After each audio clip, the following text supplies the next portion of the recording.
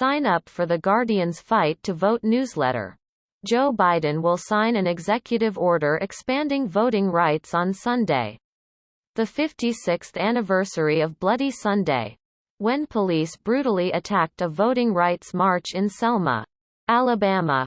Republicans have advanced more than 250 measures in state legislatures which aim to restrict voting.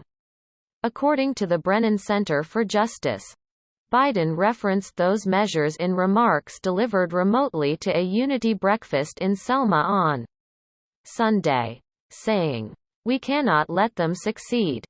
If you have the best ideas, you have nothing to hide," he said. Let more people vote. House Democrats last week passed H.R. 1, a bill that contains some of the most sweeping measures to expand voting rights since the Voting Rights Act in 1965. Amid the increasing efforts to restrict voting rights, there are increasing calls for Democrats to get around the 60-vote filibuster in the U.S. Senate in order to pass the measure.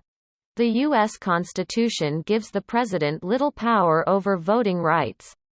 The executive order Biden will sign will therefore implement relatively modest but potentially consequential changes.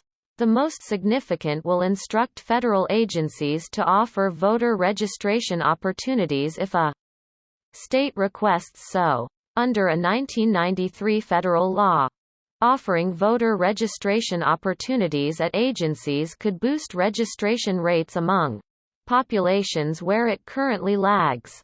Voter registration at the Indian Health Service, for example, could affect more than 1.9 million Native Americans and Alaska Natives. According to an estimate from the Brennan Center for Justice, offering registration at the Veterans Association could reach almost 20 million voters, and doing the same at immigration offices could affect more than 760,000 each year. Another provision in the order requires the Department of Justice to provide people in federal custody, including those on probation, with voter registration information and, to the extent practicable and appropriate, to facilitate voting by mail. States have widely different policies on when people with a felony conviction can vote, and navigating such rules can be extremely difficult for people once they are released from prison.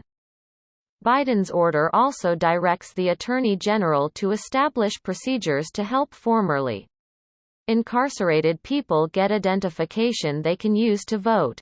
The order also instructs the federal government to study how to improve voting access for people with disabilities and how each federal agency can improve voter registration opportunities.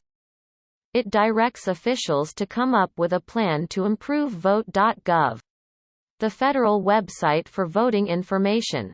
Biden will also establish a Native American voting rights steering group and instruct the Office of Personnel Management and Department of Defense to study how to improve voting access for federal employees and the military as well as Americans overseas.